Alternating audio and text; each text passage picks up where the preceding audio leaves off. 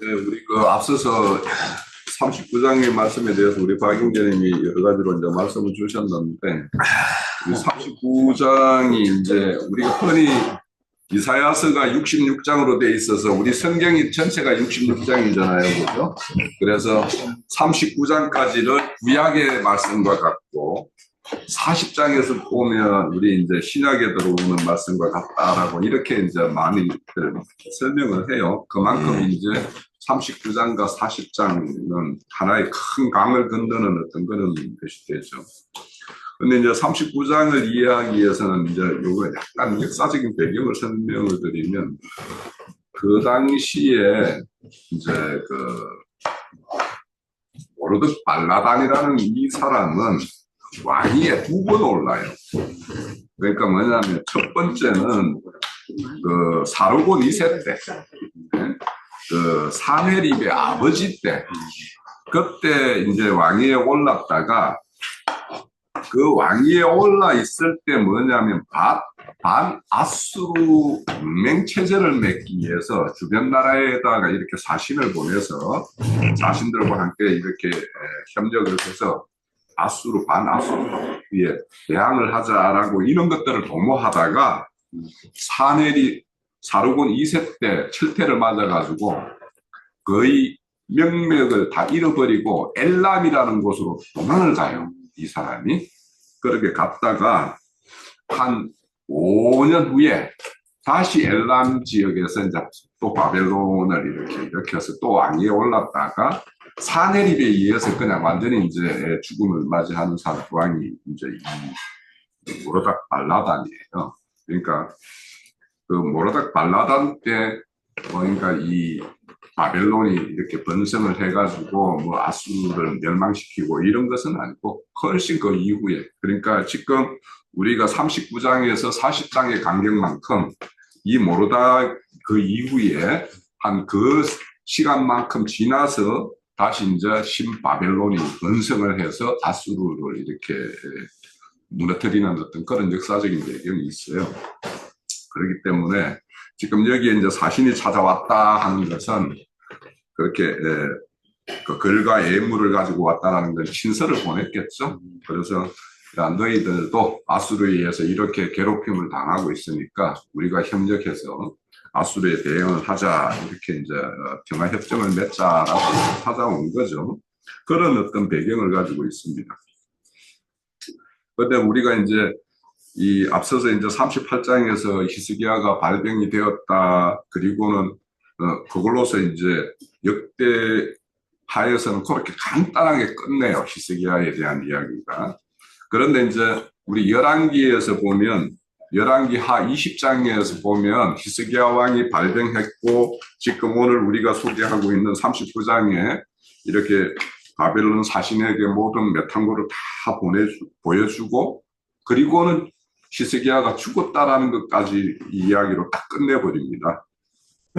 그런데 이제 오늘 우리 이사야서에서는 이제 구체적으로 사신을 맞이하는 히스기야가 어떤 이렇게 우를 범했는가 하는 것들을 우리가 살펴봄으로 인해서 우리가 하나님의 어떤 사자로서 우리는 바벨론 세속교회에 우리가 보냄을 받아서 갈 수도 있고 그 사람들이 우리에게 찾아올 수도 있어요. 우리가 지금 오늘날 우리가 보면 그런 사람들이 찾아오는 경우가 많죠, 그죠? 그러니까 우리 방영재 같은 경우는 여호와 증인들 위에 계시는 분들이 막 수시로 찾아와서 이렇게 하잖아요. 그리고 또 우리가 또 그런 사람들을 찾아갈 수도 있어요. 그랬을 때 우리는 어떻게 해야 될까 하는 것에 대한 가르침을 오늘 이 말씀에서 잘 이렇게 이해하고 받을 수가 있는 거예요, 지금. 자, 그래서 우리가 이런 어떤 시대적인 배경을 알고 이제 그 2절을 볼게요.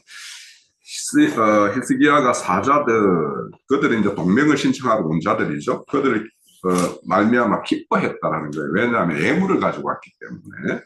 그리고는 그들에게 보물창고와, 그러니까 자기 자신이 가지고 있는 보물창고 막 이런 것들을 다 이렇게 보여줬다라는 거죠. 그러니까 우리가 그 열왕기나 이런 데 보면 하나님이 그렇게 이제 기도해서 발병이 이제 치유받고 나서 하나님이 번성케 해줬다라는 말씀이 이제 있는데, 그러면 이것이 하나님이 히스기야에게 이렇게 베풀어진 그 언덕으로 이루어진 것인데 이것이 자기 것이 된 어떤 그런 어떤 자기 자랑거리가 되어버린 거예요, 지금. 그렇죠. 그래서 우리가 항상 이렇게 번성하고 부유하게 되었을 때 이것이 하나님에 의해서 이렇게 됐다라고 이렇게 처음에는 다 인정을 하지만 시간이 지나면 그 감사는 자꾸 퇴색이 되고 자기의 것으로 이제 자기가 누림에만 이렇게 치우치게 되고 그리고는 또 시간이 지나면 이제 자기 자랑이 되어버리는 그렇죠. 거 이런 것들이 참 많아요.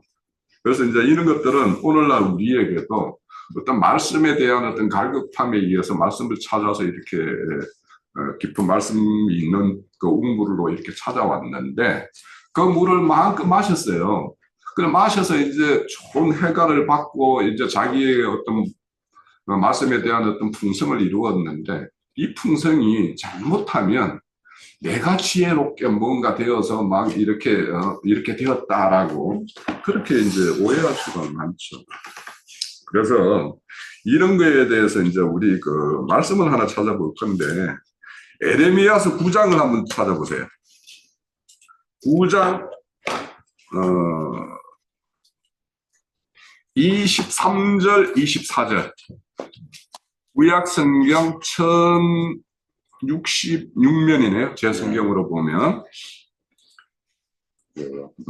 자, 그렇게 이런 이제 자랑에 대해서 이제 하나님이 이렇게 선지자를 통해서 말씀을 주시는 거예요. 여호와께서 이와 같이 말씀하시되 지혜로운 자는 그의 지혜를 자랑하지 말라. 용사는 그 용맹을 자랑하지 말라. 부자는 그의 부함을 자랑하지 말라. 자랑하는 자는 이것으로 자랑할지니 곧 명철하여 나를 아는 것. 그러니까 여기서 나를 아는 것은 자기 자신을 아는 것을 말하는 게 아니고 하나님에 대해서 아는 거예요. 아는 것과 나 여호와를 사랑과 정의와 공의를 땅에 행하는 자인 줄 깨닫는 것이라. 나는 이 일을 기뻐하느라 여호와의 말씀입니다. 그러니까 이 말씀은 우리 호세아 선지자도 뭐냐면 난 제사를 기뻐하지 않고 나에 대해서 아는 것을 기뻐한다 그러죠. 그러면 그 하나님에 대해서 아는 것은 그 알게 되면 하나님은 이 땅에 사랑을 베푸시고 정의와 공의를 땅에서 이렇게 강같이 흘러내시는 분이다. 그러면 정의와 공의를 흘러내는 분이니까 불의와 불법에 대해서는 엄격한 징벌을 이렇게 행하는 분이다라는 말도 되는 거예요. 이 말은 그런 분임을 우리가 아는 것 이런 것들을 우리는 자랑해야 된다. 그래서 나는 하나님의 공의와 정의가 흘러가는 일에 나도 내 안에 그런 정의와 공의가 이루어져야 되고 그것이 또 나를 통해서 또 다른 이렇게 냇물이 시냇물이 되고 강이 되어서 이렇게 흘러가는데 나도 일조하는 사람이 되어야 한다라는 어떤 그런 어떤 책임의식과 이런 것들을 이제 깨우치는 거 이런 것들이 그런 것들을 그렇게 깨우쳤을 때 그것을 자랑하라라고 말씀을 하시는 거예요. 그리고 우리 자랑에 대해서 이제 말씀을 찾아보느라면 고린도전서 1장을 한번 좀 찾아보시죠. 고린도전서 1장 29절에서 31절에 보면 그 신약성경은 몇 페이지예요? 263페이지. 263페이지랍니다. 거기에 보면 이제 주님이 당신의 제자들을 어떤 자를 이렇게 선택하는지에 위에 말씀이 쭉 있죠. 네? 약한 자를 택해서 강하다고 하는 자를 부끄럽게 만들고 막 이렇게 있잖아요. 그죠? 자, 그런 것처럼 이제 그렇게 왜 하나님은 그렇게 행하시냐. 하나님에 속한 자들은 모든 것이 하나님에 의해서 이루어진 자들이어야지만 된다는 게 전제예요. 그러니까 스스로 뭔가 세상에서 이렇게 얻은 것들, 세상에서 쌓은 것들, 그런 것들로 자랑하는 자들이 하나님의, 주님의 어떤 제자가 될 수는 없다라는 거예요. 그러니까 모든 것이 주님에 의해서 새롭게 세워지고 건축된 자들, 이런 자들만이어야 되는데, 그렇게 하시는 이유는 그 29절에 보면 아무 육체도 하나님 앞에서 자랑하지 못하게 하려 하십니다. 그러죠. 그러니까 육체에서 난 것. 그러니까 우리가 하나님의 말씀도 뭔가 어떤 사람의 어떤 정신세계, 그러니까 옛날에 우리가 선악과 먹고 이렇게 뱀독에 의해서 오염된 그런 어떤 것에 바탕한 거기 바탕되어 있는 데에다가 하나님의 말씀의 지식을 이렇게 탁 쌓아가지고 하는 어떤 그런 것들을 안 된다라는 거예요. 그러니까 오늘도 이게 지금 뭐냐면 히스기야 왕이 범하는 죄는 뭐냐면요. 선악과 먹은 그 뱀독을 토한 다음에 생명간을 먹여야 되는데 그냥 그 사자는 지금 찾아오면은 그 세상 바벨론 어떤 정신세계로 완전히 꽉 차 있는 자에게 자기가 가지고 있는 하나님의 말씀이 어떤 생명의 말씀을 딱 주게 되면 선악과 먹은 데에다가 생명간을 먹는 거예요. 그런데 왜 하나님이 에덴 동산에서 선악과 먹은 이후에 생명가는 길로 나아가는 길을 다 막아버렸냐 하면 선악과 먹은 그 정신세계가 끝난 다음에야 생명가를 먹어야지 그게 생명이 되기 때문이에요. 그런데 지금은 뭐냐면 바벨론 사신이 왔는데 자신에게 가지고 있는 하나님이 자신에게 주는 어떤 막 깨달은 말씀들을 가지고 있는 것들을 그한테 막 그냥 물량공세를 갖다 들어부은 거예요. 지금. 그러니까 왜냐하면 염소 새끼를 염소 젖에다가 삶지 말으라고 그랬죠. 네. 지금 이거는 염소 새끼를 염소 젖에다 삶는 행위를 한 거예요. 지금. 그러니까 우리가 이처럼 그 하나님의 어떤 이런 것들, 그래서 우리가 이렇게 자랑하지 못하게 하려고 하는 건데, 그러니까 만약에 선악과의 독이 빠진 상태에서 생명과를 딱 먹은 사람이면 이렇게 막 그냥 사람 만나면은 막 그냥 막 전도한답시고 뭐 천국 지옥 뭐 불신 지옥 뭐 믿음 뭐 천당 뭐 예수 천당 뭐 이런 식의 그런 짓은 안 한다는 거죠. 자, 그 고린도전서 30절에 보면 너희 하나님으로부터 나서 그리스도 예수 안에 있고 너희들은 예수 안에 거하는 자야지 새 피조물이라고 그랬죠. 그죠? 있고 예수는 하나님으로부터 나와서 우리에게 지혜와 의로움과 거룩함과 구원이 되셨으니 기록된 바 자랑하는 자는 주 안에서 자랑하라 이렇게 되어 있죠. 그럼 주 안에 있다라는 것은 자기는 주 안에 어떤 부분으로 있는 것이 전체가 아니잖아요. 그죠? 네. 그러니까 자기가 있는 것이 전체인 양 막 그냥 그러니까 자기가 아는 것이 전부인 양 하는 것은 똑같은 거죠. 그러니까 우리는 우리가 부분으로 아는 것들을 부분이라는 것으로 인정을 하고 그래서 전체인 주님께서 나로 통해서 채워질 부분과 또 다른 이유 내 옆에 있는 형제로 인해서 또 채워질 부분 이런 것들을 인정하면서 그냥 차곡차곡 그 형 대상에게 줄 것을 주고 뺄 것을 빼는 어떤 이런 것이 되어야 되고 우리 보면은 또 마태복음 그 네 밭에 대한 설명은 다 끝나고 난 다음 뒷부분에 가면은 천국석이 가는 애것과 새것을 때에 따라서 내어서 이렇게 공급하는 자라고 되어 있죠. 네.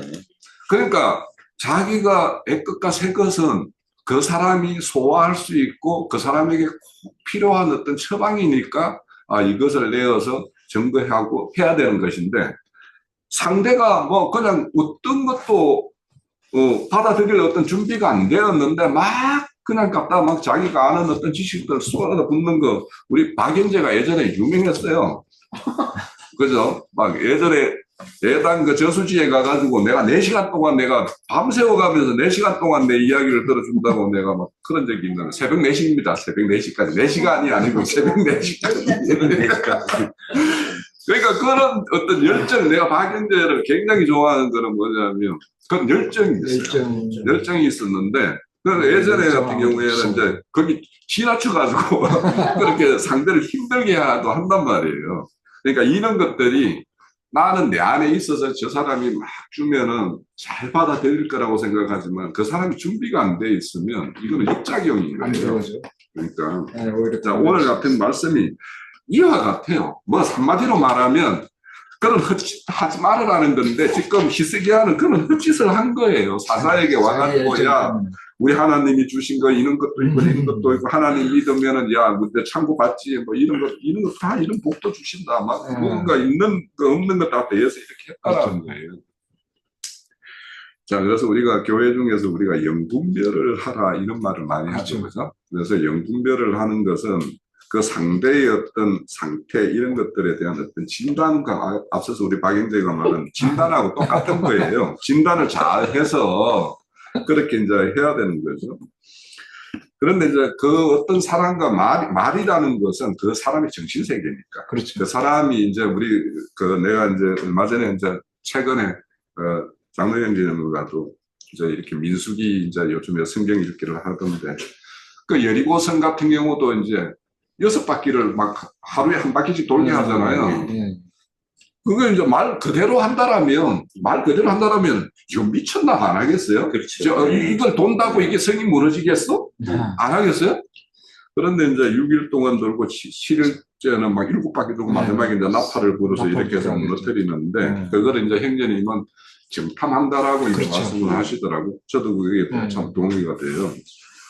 그러니까 이런 히스기야가 이게 제가 이제 38장에서도 종교 수준의 어떤 생명 단계라고 저는 이제 본 것이 저도 예전에 교회 다니가 좀에 막 성경책 읽고 주변 도서 읽고 하면은 남한테 말하기 바빴던 사람이에요. 그러니까 이 이유는 너무나 범하는 거예요. 그러니까, 다 범하죠. 네. 그래서 이제 우리는 이제 이런 것처럼 이 바벨론 사자는 자기의 어떤 욕심과 목적이 있어서 히스기야를 찾아왔단 말이에요. 그렇죠?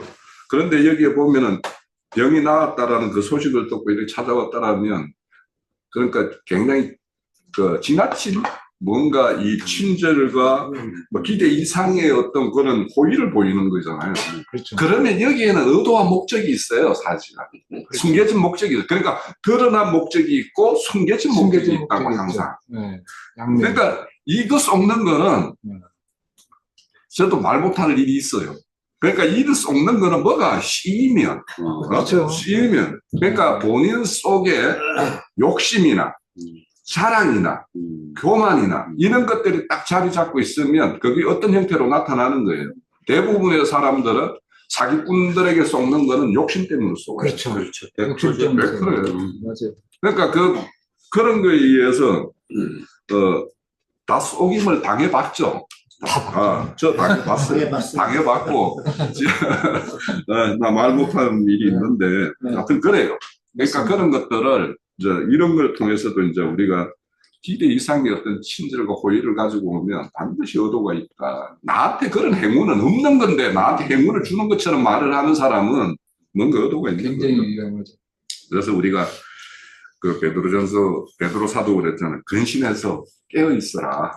마귀는 우는 사자와 같이 항상 두루 돌아다니면서 삼킬 자를 찾는다고 그러잖아요. 그러니까 그 삼킴을 당하는 거예요. 내 욕심이 나를 삼키는 것이 되죠. 그렇죠. 그러니까 여기 나중에 뭐 바벨론을 다 포로 잡혀 간다라고 하는 거는 실질적으로 내 정신세계가 바벨론의 어떤 정신세계에 의해서 점령당한다라는 말이에요. 결국에는. 그래서 내 정신세계가 하나님 편에 있다가 마귀 편으로 옮겨져 가는 거예요. 그러니까 우리가 이런 어떤 사람을 만났을 때 그들의 어떤 목적과 이런 것들을 우리가 잘 알고 있어야지. 이 오늘의 말씀은 거꾸로 우리가 어떤 사람에게 찾아갈 때는 어떻게 해야 하는가로 역지사지를 하면서 봐야 되는 거예요. 그렇죠. 그러니까 그건 뭐냐면 너무 잘한 거예요. 바벨론 사자로서는 목적을 너무도 충실하게 다 잘하고 간 사람이에요. 그렇죠. 히스기야는 거기에 넘어간다. 그럼 우리가 갈 때는 그 사람을 넘어오게끔 해야 되잖아요. 그렇죠. 근데 이제 목적이 다르죠. 우리는 하나님 편으로 선한 목적을 가지고 오는 것이고 이 사자는 악한 목적을 가지고 선한 사람들을 마귀의 어떤 걸로 이렇게 돌려놓기 위해서 하는 목적이 다를 뿐이지 방법은 우리가 잘 여기에서 이 사자가 하는 행위를 잘 봐야 되는 거예요. 그러니까 우리가 뭔가 그 사람의 마음을 사고 마음을 열게 하기 위해서는 애물이 필요하면 애물 가지고 가야 되는 거예요. 그러니까 꼭 애물을 이거를 영적으로 해석한다고 해서 말씀만이라고 해석할 필요 없어요. 그렇죠. 그 사람이 뭔가 좋아하는 게 있으면 거기에 내가 충분히 그걸 감당할 수 있으면 꼭 하면서 하면 좋죠. 그 마음을.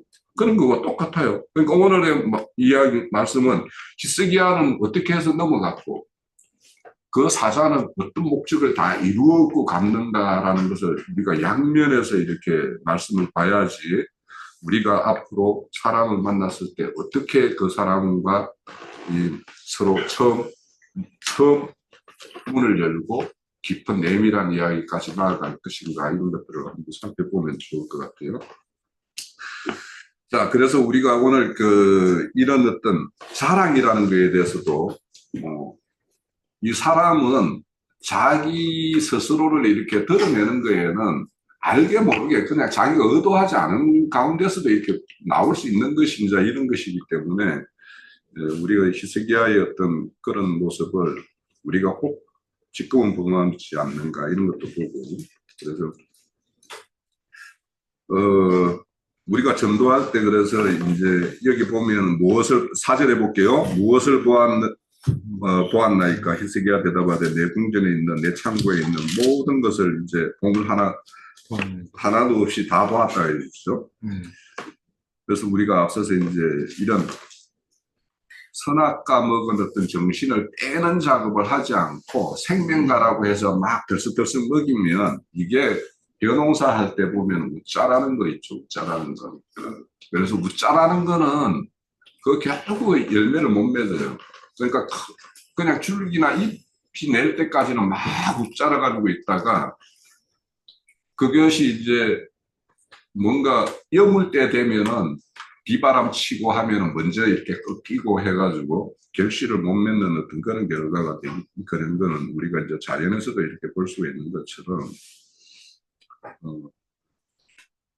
우리가 먼저 해야 될 것과 나중 해야 될 것들 이 선후 관계가 이렇게 뒤바뀌면 오히려 우리 바둑을 뜰 때 그렇잖아요.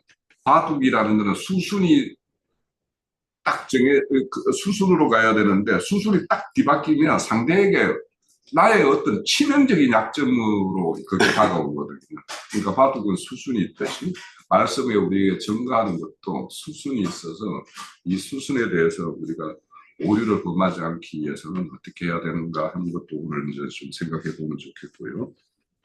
자, 이렇게 한 거에 대해서 5절에 내 모든 것들을 바벨론에 다 옮겨버리겠다라고 하는 거죠. 이거는 그냥 하나님이 옮긴다고 해서 오늘날 이걸 이제 그 당시 역사적으로는 그렇게 옮겨졌지만 이것을 우리가 실상 우리 어떤 신앙세계에 우리 각자에게 적용을 한다라면 그냥 그 사람들과 말을 섞고 하다 보면 그것이 내가 냉철한 어떤 그런 기준을 가지고 분별을 하면서 그들과 말을 섞으면 오히려 그들의 약점을 우리는 취약점을 찾아서 전곡을 찌르러서 이제 이렇게 딱 그 사람을 꼭 끌어들여야 되는데 그렇게 하기 위해서는 이제 내가 형제님 늘 하던 말 들어라 이렇게 이야기합니다. 그러니까 내 말을 이렇게 많이 하기보다는 들어야지 사실은 약점이 나오죠.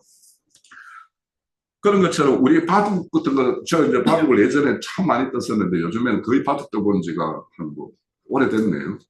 전 예전에는 바둑 강의였는데 그 바둑을 이렇게 뜰 때 보면 상대의 어떤 수들을 그 사람이 손이 왔다 어떤 사람이 습관적으로 손이 바둑판에 막 이렇게 왔다 갔다 하다가 어느 착점을 해요. 그럼 그 사람이 손이 왔다 갔다 하는 건 저 사람이 여기 염두에 두고 있구나. 여기에도 생각을 하고 있구나. 여기도 급하고 저기도 급하다고 생각하고 있구나. 이런 걸 읽을 수 있거든. 그렇죠. 그런데 이제 진짜 고수들은 가만히 그냥 눈으로만 수 있다가 딱 가서 놀자리만 놓는데 하수들은 막 눈이 여기 갔다 저기 갔다 하는 게 보여요. 이렇게. 그러면 저 사람의 마음이 참 여기 다 이렇게 있구나 하는 것들을 우리가 알 수가 있어요. 그런 것처럼 우리가 그들을 오히려 우리가 점령하기 위해서는 그들의 어떤 약점을 이렇게 우리는 잘 캐치해서 약점을 한다라고 해서 얕은 수가 아니라 그들의 어떤 잘못된 그런 어떤 논리적인 모습 이런 것들을 잘 캐치해가지고 그것들을 바르게 이렇게 정립을 한다라면 그들이 넘어올 수 있겠죠.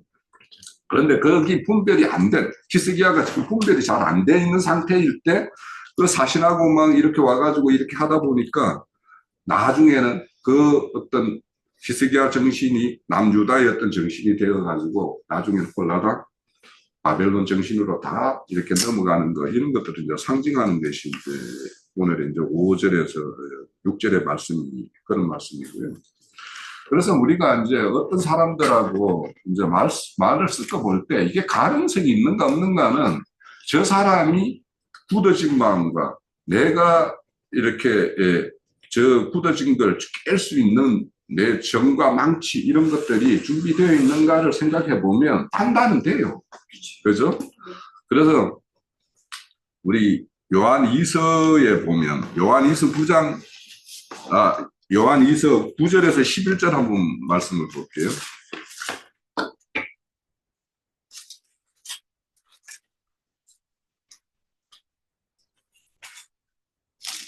예, 거기 요한 2서 9절에서 11절에 보면 지나쳐서 그리스도의 교훈 안에 거하지 아니하는 자. 그러니까 여기 뭐 어떤 자예요?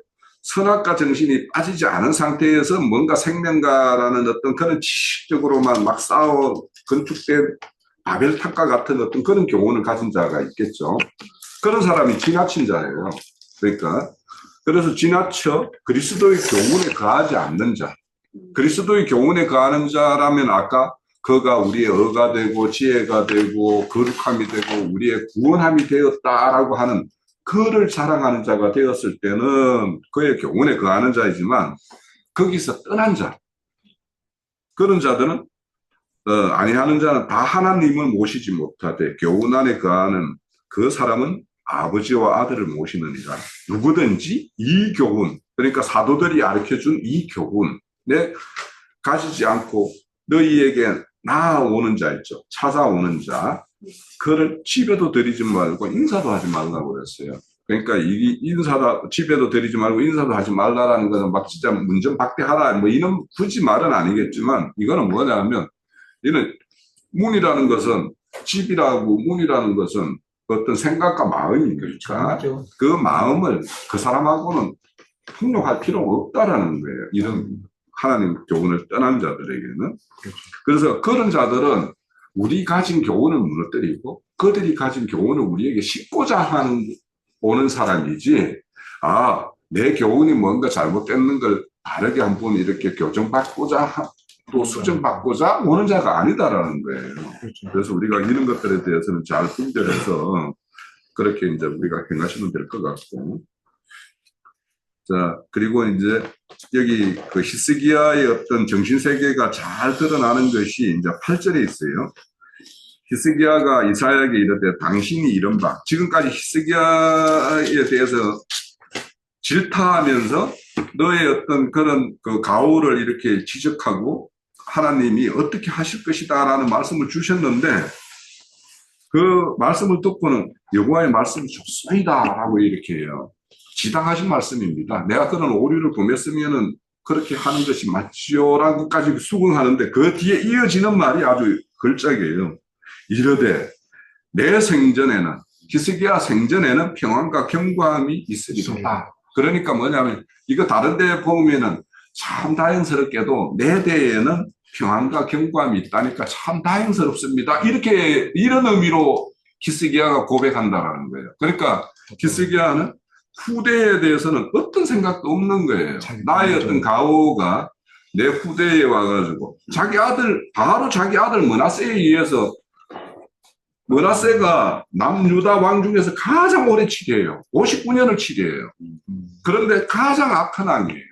그렇죠. 그러니까 히스기야가 38장에서 나 병을 고치면 내 후손들에게 잘 가르치고 훈육하겠다라고 했는데 완전 공연불이 됐죠. 그렇죠. 그래서 므낫세가 나중에는 큰 악한 왕이 되어서 결국에는 그 후대에서 또 요시야 왕이 나온다는 것도 또 신기하기는 해요. 그러니까 악한 세대가 악한 세대에 뭐라고 뭐때 영웅이 난다거든. 난세의 영웅이 난다는 말처럼 그런 악한 왕의 치리 이후에 요시야 왕 같은 어떤 그런 선한 왕이 이렇게 온다라는 것도 우리가 잘 이렇게 보면 하나님이 뭔가 우리에게 교훈하는 것들. 그러니까 그런 악한 시대라고 해서 우리가 아주 낭망할 필요는 없고. 그렇죠. 그러니까 바알에게 무릎 꿇지 않는 7천 명을 늘 하나님은 이렇게 숨겨두시고 했듯이 그들에 의해서 힘을 받는 자들이 있듯이 우리는 그런 어떤 속도, 악한 시대에는 그런 소망을 가질 수 있는 것인데, 자, 그래서 오늘 저는 이제 이런 걸로 좀 결론을 짓고 싶어요. 우리가 어떤 사람을 만났을 때 저 사람이 선악과 지식에 점령되어 있는 사람입니다. 우리가 에덴 동산의 두 나무가 하나는 생명나무고 하나는 선악을 알게 하는 지식나무라는 거예요. 그러니까 지식이라는 것이 생명으로 이렇게 전환되기 위해서는 그 지식이라는 게 분명히 토대가 되어야 되는데 이게 딱 전환되는 어떤 그런 어떤 사건이 없으면 지식쟁이가 되어버려요.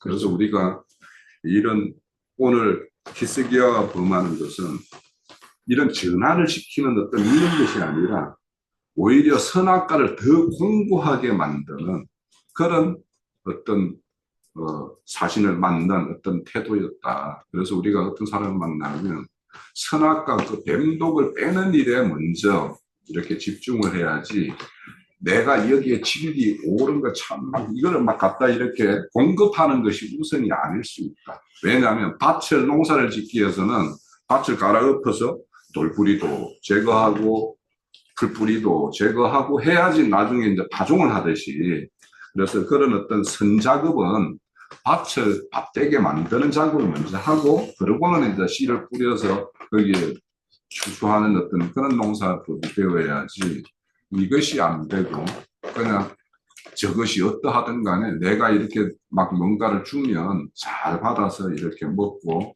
좋은 어떤 그런 추수 곡물로 낼 것이다라고 하는 것은 그거는 내 생각일 수 있다라는 것을 우리가 오늘 이 말씀을 통해서 좀 생각을 하면서 히스기야의 어떤 오류, 우리의 과거의 오류, 그럼 앞으로는 어떻게 해야 될 건가 하는 것에 대해서 각자가 생각해보고 내 주변에 나를 찾아오는 자, 또 내가 찾아갈 자, 그들과의 관계를 잘 이렇게 열어가면 오늘 우리가 39장의 말씀을 우리가 충분히 잘 이렇게 실행할 수 있는 것이 아닌가 그런 말씀을 전합니다. 네.